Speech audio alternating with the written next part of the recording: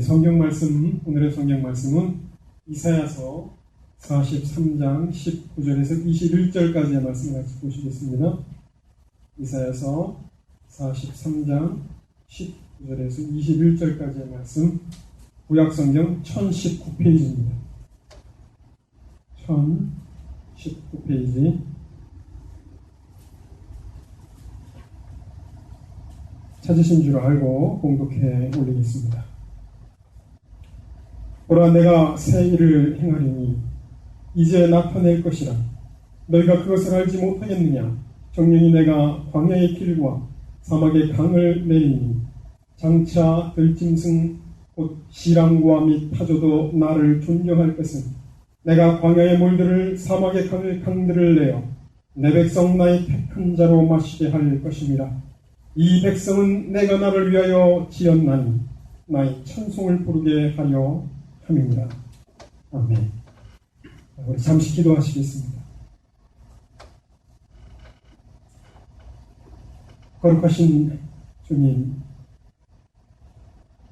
부족하고 연약한 저희들로 하여금 하나님을 알게 하시고 하나님을 섬길 수 있는 은혜를 주셨음을 감사드립니다.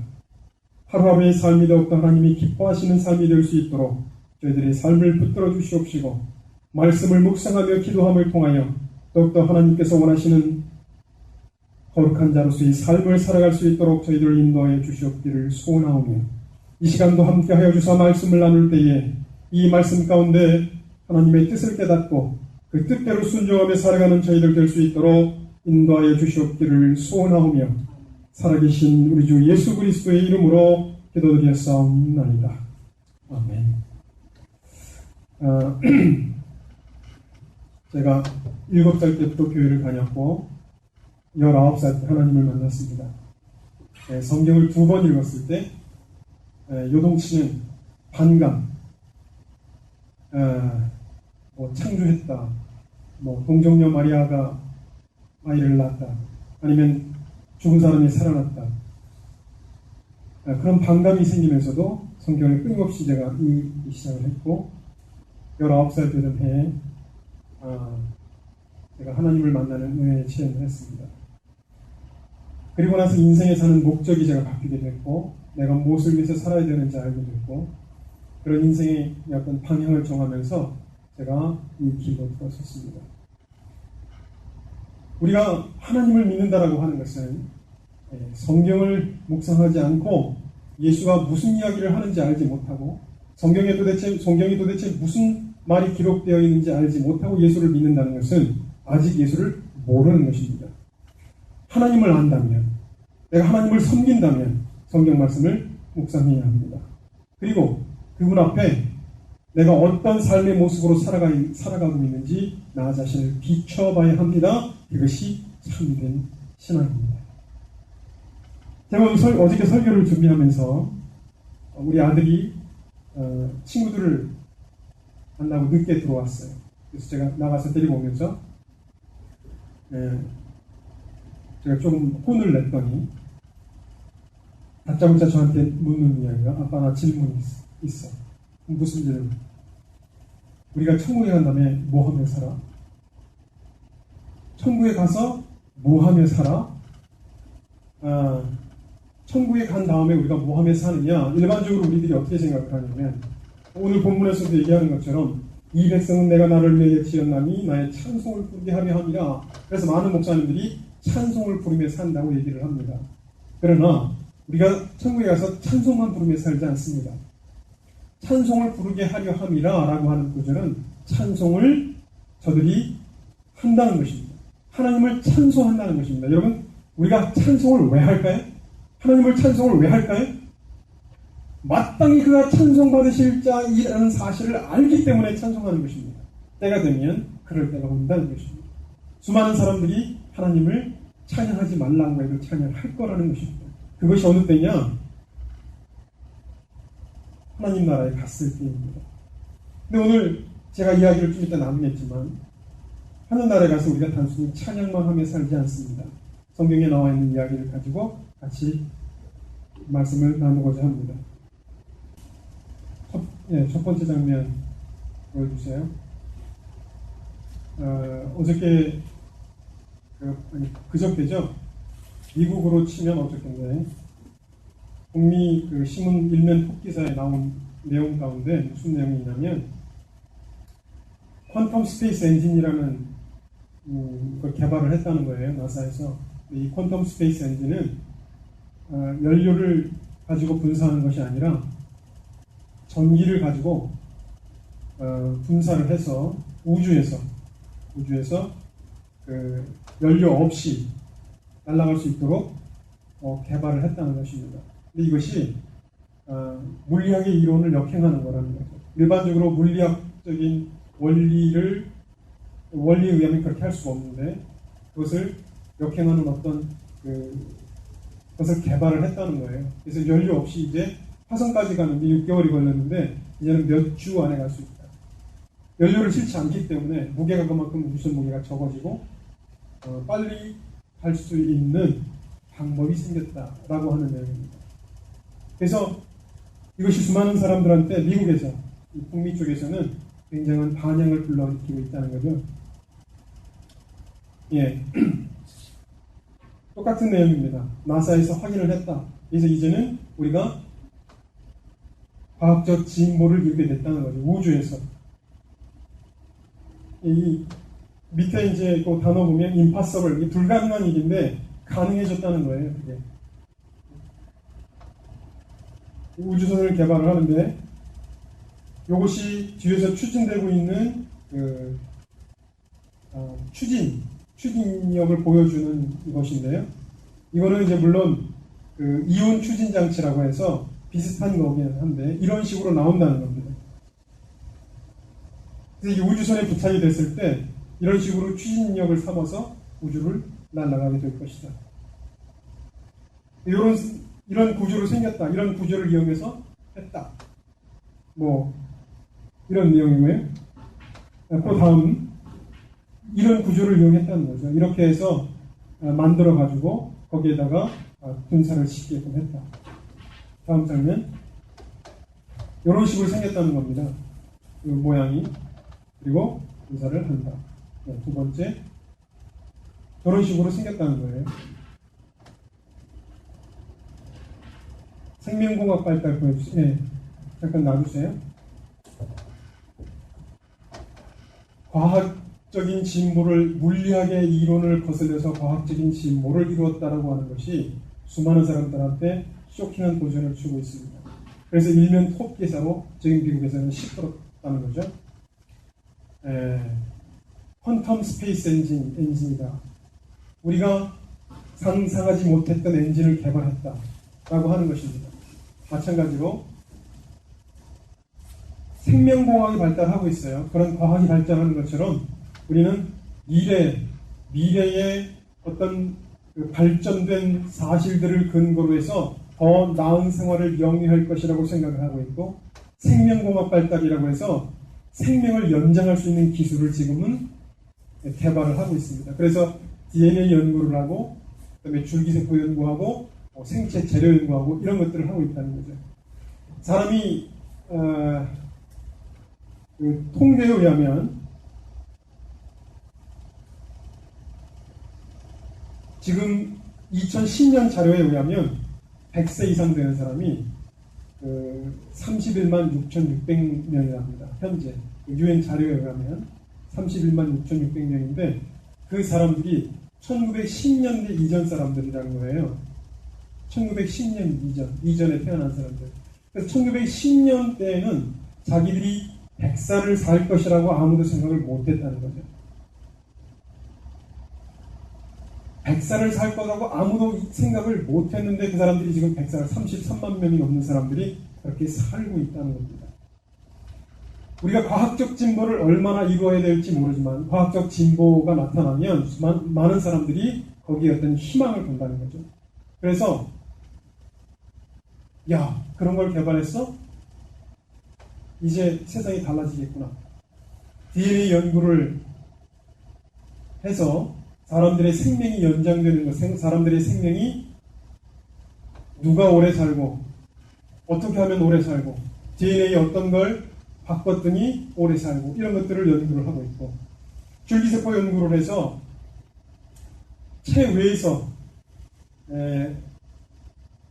우리 몸에 이식할 수 있는 어떤 내장기관이라든가 아니면 뭐 그런 것들을 예전에 인터넷 뉴스에 어떤 게 나왔냐면 돼지한테 이식을 해서 돼지 몸에서 간인가 뭐를 키웁니다. 그리고 그것을 사람 몸에 이식을 했는데 부작용이 없었다 하는 내용이 나왔습니다. 그래서 이제 체외로 다른 것도 줄기세포를 이용해 가지고 다른 동물에서 장기를 만든 다음에 그 장기를 사람 몸속에 집어넣을 수 있다 라고 하는 발표가 있었습니다. 그러니까 그건 뭘 얘기하는 것이냐? 인간이 더 오래 살 수 있다. 이제 인간은 장수할 것이다. 거기에 희망을 걸고 사람들이 거기에 매진하고 거기에 투자하고 거기에 수많은 자금들을 대고 있습니다. 이것이 지금 오늘날 우리가 21세기 과학혁명에 목을 매달고 살아가고 있는 우리들의 현 주소입니다. 그런 모습들을 우리가 가지고 살아가고 있다는 것입니다. 생체 재료를 또 연구를 해요. 그래서 심장 같은 경우도 이제 심장 박동기 같은 경우도 우리 인간의 이런 심장이 아니라 기계로 바꿔서 우리 지방의 목사님 중에 한 분이 심장이 고장이 났어요. 그래서 심장이 말을 안 들어요. 그래서 이분이 심장 박동기를 달고 살아갑니다. 전기 충격을 받으면 우리 심장 박동기가 멈춘대요. 그래서 자기는 전기는 전혀 만지질 않는데 스파크가 튀어서 심장이 박동기가 탁 멈추면 죽기 때문에 전기가 오를 수 있는 어떤 것도 만지지 않는다는 거예요. 이분이 어쨌든 몇 번 기절을 했어요. 그 심장 박동기가 돌아가지 않으면서. 이분이 그 달고 지금도 살고 있습니다. 그런 것들을 개발해서 인간이 생명을 연장하고 있습니다.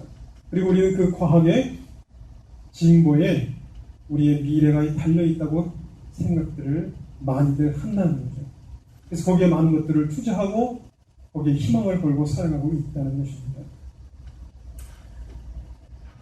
그러나 아무리 과학이 발달을 해도 인류의 역사는 성경대로 진행됩니다. 성경대로 진행되는 것입니다. 성경에서 말씀하시는 것처럼 하나님께서 이 땅에 오셔서 온 이 땅을 다스리시는 그 때가 되면 하나님께서 다스리시는 세상으로 바뀌게 된다는 것입니다. 이것이 성경에서 얘기하고 있는 하나님의 섭리입니다. 요즘 기독교 사이트에서 논란이 되고 있는 내용 중에 하나가 있습니다. 이것이 무엇이냐면 주의 크고 영화로운 날입니다. 다음 장에 주의 크고 영화로운 날이 이르면 해가 변하여 어두워지고 달이 변하여 피가 되리라 라고 하는 내용이 있습니다. 그래서 해가 변해서 어두워지고 달이 핏빛으로 바뀌는 것에 대해서 테트라다라고 하는 프리첼라고 하는 목사님이 유대 절기에 맞춰서 앞으로 이러이러한 일들이 14년, 15년에 일어날 것입니다. 라고 얘기를 한 내용이 있어요. 그래서 그거를 가지고 많은 사람들이 얘기를 합니다. 해가 변해가지고 어두워지고 달이 핏빛으로 바뀌는 날이 가까이 왔다. 그것이 무엇이냐면 이제 예수님이 곧 오신다. 이렇게 주장을 하고 있는 것입니다. 그런데 성경에 그날이 바로 무슨 날이냐? 주의 크고 영화로운 날이라고 성경은 기록하고 있다는 것입니다. 이 주의 크고 영화로운 날은 주의 날을 의미합니다. 주의 날. 여러분, 주의 날이 뭘까요? The Day of the Lord라고 되어 있는 이 주의 날은 인류의 역사와 하나님의 섭리, 경륜이 놓여져 있는 터닝 포인트가 되는 날입니다. 그래서 이 주의 날 어떤 일이 벌어지느냐? 하나님의 말씀에 순종하지 않던 자들에게는 엄청난 심판이 임하는 날이요, 하나님 뜻에 순종하던 자들은 하나님과 함께 하늘나라에서 살게 되는 날이다 라고 성경은 이야기하고 있습니다. 그래서 그것을 이 사도행전 2장 20절에는 주의 크고 영화로운 날이라고 얘기를 하고 있습니다. 그날 예수 그리스도가 이 땅에 오신다는 것입니다. 예수 그리스도가 이 땅에 오셔서 성경에서 약속하신 하나님의 나라가 이루어질 것이다 라고 얘기를 하고 있는데, 그것이 또 어디도 있느냐, 베드로서 3장 10절에서 13절까지에도 그 이야기가 있습니다. 다음으로 넘겨주세요. 거기 보면 이렇게 되어 있습니다. 그러나 주의 날이 도적같이 오리니 그날에는 하늘이 큰 소리로 떠나가고 체질이 뜨거운 불에 풀어지고 땅과 구중에 있는 모든 일이 드러나리로다. 이 모든 것이 이렇게 풀어지리니 너희가 어떠한 사람이 되어야 마땅하며 거룩한 행실과 경건함으로 하나님의 날이 임하기를 바라보고 간절히 사모하라. 이렇게 기록하고 있습니다. 그날 어떤 날이 무슨 일이 일어나느냐? 하늘이 큰 소리를 내면서 떠나간답니다. 그 다음에 체질, 이 체질이라는 것은 원소를 얘기합니다. 원소, 사람의 몸이 뜨거운 불에 풀어진답니다. 이것이 무엇을 얘기하는지 정확하게 알 수는 없지만 주의 날, 하나님이 이 땅에 오시는 날, 예수 그리스도가 이 땅에 다시 오시는 날, 이런 현상들이 벌어질 것이다. 이렇게 성경은 이야기하고 있습니다. 과학이 아무리 발전해도, 과학이 발전해서 인간의 생명이 연장이 돼도 역사는 성경대로 진행됩니다. 그 이유가 어디 있을까요?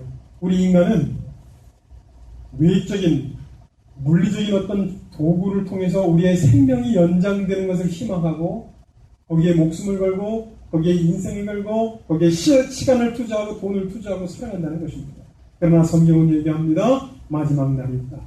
그리고 그날 이후로 하나님의 백성만이 존재하게 될 것이다. 성경과 이 세상이 추구하는 것에 대한 계획은 어디에 있는 것입니까? 하나님은 무엇을 말씀하시길래 인간은 물리적인 도구로 자기의 생명을 연장하려 하지만 하나님은 영원한 생명은 하나님에게 달려있다고 말씀하십니다. 그래서 예수 그리스도는 영생이라고 성경은 얘기하고 있습니다. 예수 그리스도가 생명입니다. 예수 그리스도 안에 있는 자만이 영원한 생명을 얻는다는 것입니다. 그 근본적인 차이는 죄에 있습니다. 죄. 인간이 죄의 문제를 해결하지 않는 한 인간은 끊임없이 아무리 생명을 연장하려 한다 할지라도 죽음을 면치 못합니다. 죽음은 죄에 대한 싹시오 형벌입니다. 바꿀 수가 없어요. 그래서 인간의 힘으로 바꿀 수 없다는 것입니다. 오직 누가 바꾸는 것이냐? 하나님만이 그것을 바꿀 수 있습니다. 그날이 무슨 날이냐? 바로 주의 날입니다. 주의 날 그렇게 될 것이다. 성경은 이야기하고 있다는 것입니다. 그런데 오늘 본문 이사야 43장에 보면 그날 이후, 그 주의 날 이후 어떤 일이 이 세상에 임할 것이냐에 대해서 성경이 자세하게 기록을 해놓지는 않으셨어요. 하나님께서 이 땅에 오시는 날 이후에 어떤 일을 내가 행할 것이다 명확하게 말씀을 하지 않으셨지만 우리가 성경을 통해서 어떤 일이 벌어질 것인가 하는 것들은 대충 알 수 있습니다. 다음 화면 보여주세요. 예, 보라 내가 새 일을 행하리니 이제 나타낼 것이라 너희가 그것을 알지 못하겠느냐? 정령이 내가 광야의 길과 사막에 강을 내리니 장차 들짐승 곧 지랑과 및 타조도 나를 존경할 것은 내가 광야의 물들을 사막의 강들을 내어 내 백성 나의 택한 자로 마시게 할 것이니라. 이것이 이사야서에 기록되어 있는 새하늘과 새 땅, 하나님의 나라가 이 땅에 도래할 때 하나님께서 행하실 일들에 대해서 기록해 놓은 것 중에 하나입니다. 그런데 뭐라고 말씀하셨느냐? 광야의 길을 내시겠답니다. 광야의 길을 내시고 사막에 강을 내시겠답니다. 그리고 사막에서 물들이 솟아나게 하고 사막의 강들을 내어서 내 백성 내가 택한 자들로 하여금 마시게 할 것입니다. 여러분, 뭘 얘기하는 것입니까? 광야에 길을 내고 물을 내어서 그 다음에 강가에 사막에 강을 내어서 내 택한 백성들로 마시게 할 것이다. 생명의 근원인 물을 그들에게 내가 흐르게 하고 사막이라고 하는 거 생각해 보세요. 광야라고 하는 거 생각해 보세요. 아무것도 없는 것입니다. 이스라엘은 거의 광야가 깔려 있어요. 그냥 바람이 휘잉하게 불고 넝쿨이 굴러다니고 거기서 생명이 자랄 수가 없는 그런 황량한 들판입니다. 그런데 그곳에 생명을 불어넣으시겠다는 것입니다. 사막, 모래밖에 없이 뜨거운 빛이 장렬하는 그 사막에 생명을 불어넣으시겠다는 것입니다. 물이 흐르게끔 하고 그곳에 길을 내어서 내가 내 백성들로 하여금 그곳에서 물을 마시게 할 것이다. 하나님께서 이 땅에 오시면 그런 상황으로 바꾸어지게 할 것이다. 이렇게 약속을 하고 있다는 것이죠. 하나님이 무엇이 해결되어야 되는 것입니까?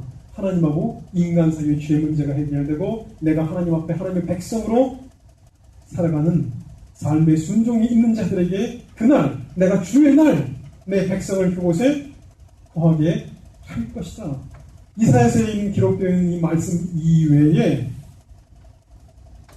이사야 65장에 또 비슷한 말씀이 나옵니다. 그 65장을 한번 살펴보겠습니다.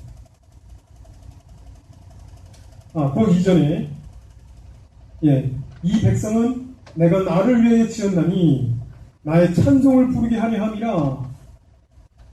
그러면 여기서 우리가 이렇게 생각할 수 있습니다. 아니 광야에 길을 내고 그 다음에 사막에 강을 내서 물을 마시게 하고 우리로 하여금 맨날 하나님만 찬송하게 하려 하는 것이냐. 영어 성경을 보면요 이렇게 되어 있습니다. The people I formed for myself. 내가 만든 나의 백성, 내가 창조한 나의 백성은 곧 내 자신을 위해서 내가 만들었다는 것입니다. 하나님을 위해서 만들었는데 그들이 곧 나를 찬송하는 것을 공포할 것이라는 것입니다. 나의 찬송을 이야기할 것이다. 나의 찬송을 말할 것이다. 표준 세번역에 그렇게 되어 있습니다. 나를 찬송할 것이니라. 그들이 나를 찬송할 것이다. 하나님이 만든 세상, 하나님이 다스리시는 그 세상, 그 가운데서 사람들이 나를 찬송하게 될 것이다. 이렇게 얘기를 하고 있다는 거죠. 이사야서 65장에 보면 65장 17절에서 23절까지 말씀을 보면 이런 말씀들이 나옵니다. 그거 이어서 다음 장면 보여주세요. 보라 내가 새하늘과 새 땅을 창조하나니 이전 것은 기억되거나 마음에 생각나지 아니할 것이라. 너희는 나의 창조한 것을 인하여 영원히 기뻐하며 즐거워할지니라. 보라 내가 예루살렘으로 즐거움을 창조하며 그 백성으로 기쁨을 삼고 내가 예루살렘을 즐거워하며 나의 백성을 기뻐하리니. 새하늘과 새 땅을 창조하는데 새하늘과 새 땅을 창조하는데 우리가 지금 보는 이런 하늘과 이런 땅이 아니랍니다. 얼마나 그 땅과 그 하늘이 아름다우면 이전 것은 기억되거나 생각나지 아니할 것이랍니다. 얼마나 아름답고 얼마나 놀랍고 충격적이면 그 이전 것은 마음에 기억되거나 생각나지 않는답니다. 그런 나라가 창조된다는 거예요. 하나님이 그렇게 하실 거라는 거예요. 그래서 너희는 나의 창조하는 것을 인하여 영원히 기뻐하며 즐거워할지니 하고 그 이후에 어떻게 내가 무엇을 할 것인지에 대해서 설명을 하고 있습니다. 그 설명들이 무엇이냐면 다음 장 보여주세요. 이것이 이사야서 66장 65절에서 65장 17절에서 25절까지 나오는 말씀을 요약한 것입니다. 그래서 거기에 보면 그렇게 기록되어 있습니다. 내가 예루살렘으로 즐거움을 창조하며 그 백성으로 기쁨을 삼고 그랬습니다. 여러분, 예루살렘으로 즐거움을 창조한다는 게 무슨 말일까요? 예루살렘으로 즐거움을 창조하며 백성으로 기쁨을 삼고. 하나님은요, 예전에 그 연세대를 다니던 저희 교회 형님이 하나 있었는데 그 형님 얘기가 블랙홀이 있으면 화이트홀이 있다라고 물리학에서 얘기를 한다. 그것은 무슨 말이냐? 계속 모든 것, 시간과 공간, 모든 물질을 빨아들이는 영역이 있으면 그 시간과 공간과 물질을 다시 바깥으로 배출하는 곳이 있다. 그래서 화이트홀이라고 한다. 물리학적으로 상대적으로 이것이 있어야 한다는 거죠. 하나님의 개념을 우리가 생각한다면 이런 화이트홀처럼 하나님은 끊임없이 창조하시는 분입니다. 하나님은 생명이시고 창조자, 빛이시고 사랑이시기 때문에 끊임없이 사랑으로 아름다운 것들을 창조하신다는 거죠. 그런데 뭐라고 말씀하셨느냐? 예루살렘으로 즐거움을 창조할 것이라고 그랬습니다. 예루살렘으로 즐거움을 창조하고 그 백성으로 기쁨을 삼고. 여러분, 예루살렘이 누구죠? 요한계시록에 보면 예루살렘은 하나님의 택한 백성들입니다. 하나님이 택한 어떤 부류의 백성들을 얘기합니다. 그 백성들이, 그들이 즐거움을 창조한다는 것입니다. 이게 얼마나 엄청난 축복인지 여러분 아시겠어요? 성경에서 어떻게 명확하게 얘기하지 않아요. 그러나 우리가 하나님을 알면 짐작할 수 있습니다. 예측할 수 있어요. 무슨 말이냐? 하나님이 예루살렘으로 삼는 존재들이 있습니다. 그래서 하나님께서 요한계시록 19장, 20장, 21장에 보면 하늘로부터 내려오는 그 예루살렘 성을 보니 곧 신랑을 맞이하기 위한 신부라고 얘기를 하고 있습니다. 신랑을 맞이하기 위한 신부들이 누구냐? 예루살렘 성이라는 것입니다. 근데 그 예루살렘 성이 창조를 한다는 거예요. 무엇을 창조합니까? 하나님의 뜻대로 하나님께서 원하시는 것들을 창조한다는 것입니다. 하늘나라에 가면 우리가 찬양만 하고 있는 것이 아니라는 거예요. 하나님만 그냥 찬송하는 맹목적으로 찬송만 하고 있는 성가대 대원이 아니라는 거예요. 무엇을 하는 것이냐? 창조하는 역할을 감당한다는 것입니다. 그래서 예루살렘으로 즐거움을 창조하고, 여러분, 예루살렘이 만약에 그냥 성 자체라면 그 성 자체가 뭘 창조할까요? 생명체를 얘기하는 것입니다. 예루살렘은 신부를 얘기하는 것이고 그 신부와 함께 창조를 한다는 것입니다. 하나님의 신부들과 함께 창조한다는 거예요. 그리고 그 백성으로 기쁨을 삼는다. 성경엔 그렇게 얘기를 하고 있습니다. 이어서 성경은 얘기합니다. 우는 소리와 부르짖는 소리가 다시는 들리지 아니할 것이다. 19절에 보면 내가 예루살렘을 즐거워하며 나의 백성을 기뻐하리니 우는 소리와 부르짖는 소리가 그 가운데서 다시는 들리지 아니할 것이다. 여러분, 우는 소리와 부르짖는 소리는 누가 내는 것입니까? 우는 소리. 갈망하는 것이 있는데 갈망하는 것을 얻지 못할 때, 내가 아무것도 하지 못할 때, 지금 예루살렘에서 그 이스라엘과 가자 지구에서 계속 폭탄이 날라오면서 팔레스타인은 1700명가량이 죽었고 예루살렘 이스라엘인들은 52명이 죽었다고 통계적으로 지금 얘기하고 있어요. 그런데 자식이 죽은 것을 보면서 엄마가 오열을 합니다. 내 아들을 어떻게 하니? 아무것도 내가 할 수가 없다는 거예요. 내가 해줄 수 있는 아무것도 내가 어떻게 할 수 없을 때 사람은 오열합니다. 그런데 그렇게 우는 소리 들리지 않을 것이다. 부르짖는 소리. 무엇을 부르짖습니까? 간절히 원하는 것이 있는데 그 원하는 것을 갖지 못할 때 내가 그 간절히 얻기 원해서 부르짖는다는 거죠. 그런데 그런 소리가 다시는 들리지 않는다. 그럼 이것이 어떤 것을 의미합니까? 완전히 모든 인간의 욕구를 만족시키는 세상이 될 것이라는 것입니다. 그 나라는 우는 소리도 없고 부르짖는 소리도 없습니다. 무엇입니까?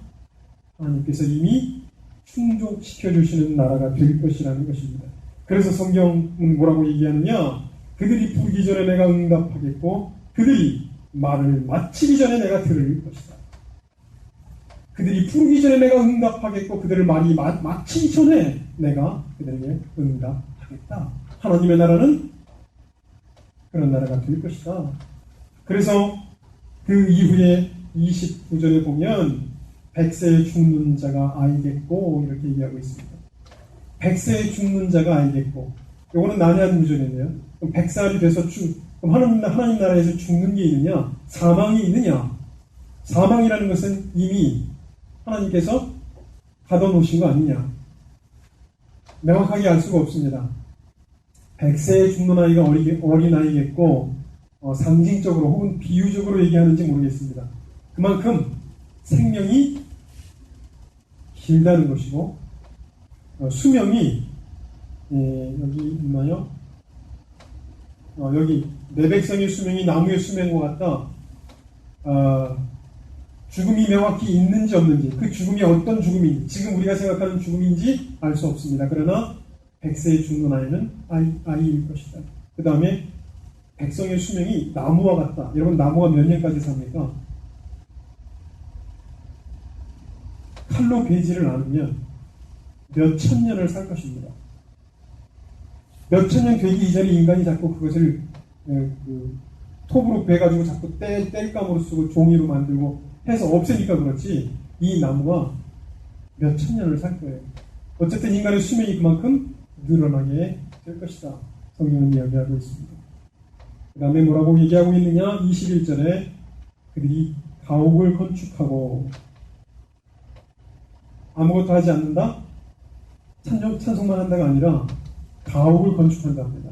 사람이 살 집을 짓는다는 거예요.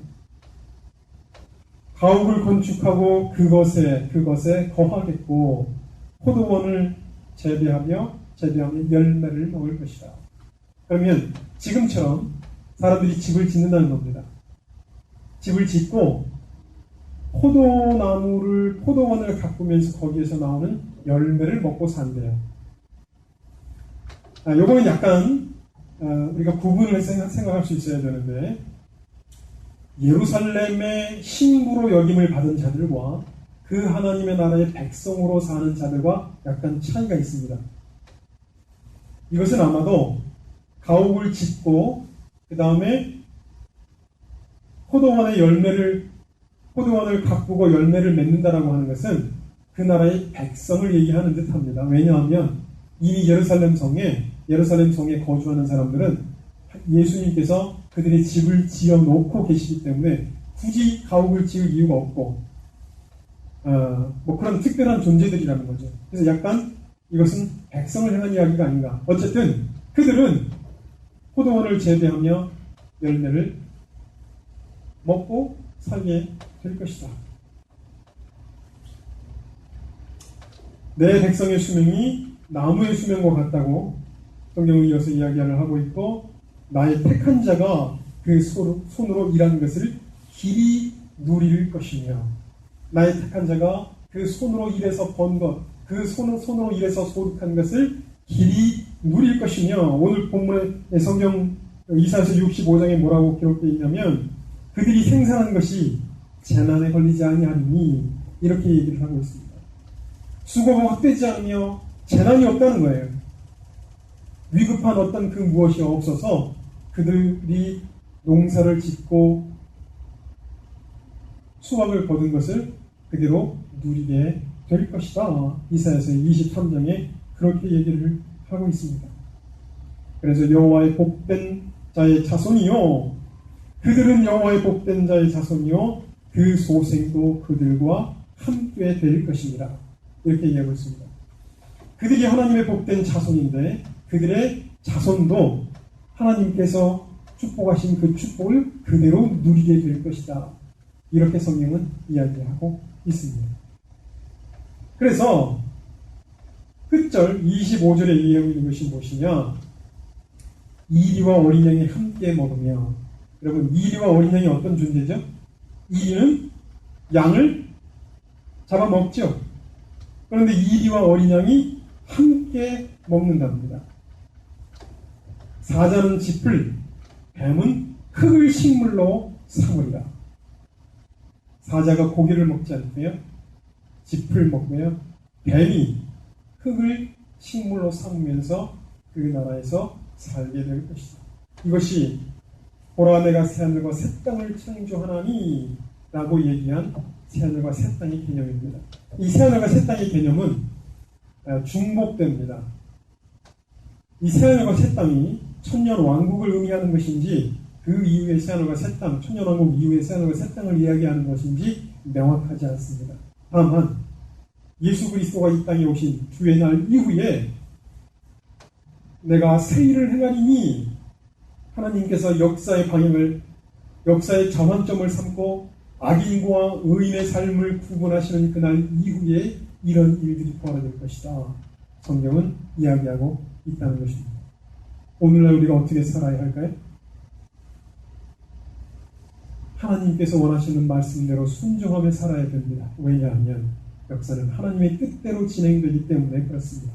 아무리 과학이 발달되고 인간이 자기 생명을 연장할 수 있는 생명과학이 우리가 예측하기 어려울 정도로, 학자들은 얘기합니다. 2030년쯤 되면 우리가 도저히 예상하지 못한 것들도 나타나서 인간의 생명은 기하급수적으로 늘어날 것이다. 이렇게 얘기하는 사람들도 있습니다. 그러나 아무리 그렇게 진행된다 하여도 성경은 하나님의 뜻대로 진행된다고 얘기하고 있습니다. 내가 그 뜻 안에서 무엇을 어떻게 하고 살아가야 되느냐? 성경은 성경대로 이어진다는 사실을 반드시 명심해야 합니다. 하나님의 뜻대로 진행될 것이다. 그러면 내가 그 뜻 앞에 어떤 존재로 살아가야 하느냐? 하나님께서 말씀하신 그날의 백성이 되기 위하여, 하나님께서 원하시는 그의 신부가 되기 위하여 내가 어떤 삶을 살아야 하느냐 하는 것들은 우리가 돌이켜봐야 한다는 것입니다. 그래서 그날 하나님께서 말씀하시는 그 아름다운 하나님의 역사, 섭리, 그 경륜에 동참하시는 우리 주인교회 성도들이 되시기를 축원합니다. 우리 잠시 기도하시겠습니다.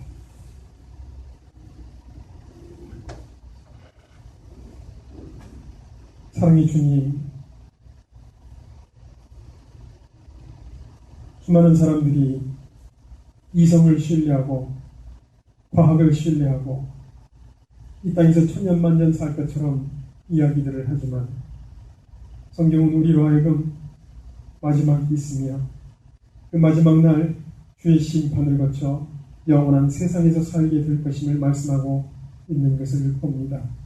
거룩하신 아버지 하나님, 저희들이 그 앞에 어떤 삶을 살아야 하는가 돌이켜볼 수 있도록 인도하여 주시옵시고, 또 말씀을 묵상하며 기도하며 하나님께 영광을 돌리며 살아갈 수 있는 저희들이 삶이 될 수 있도록 인도하여 주시옵기를 소원하오며 살아계신 우리 주 예수 그리스도의 이름으로 기도드렸사옵나이다. 아멘.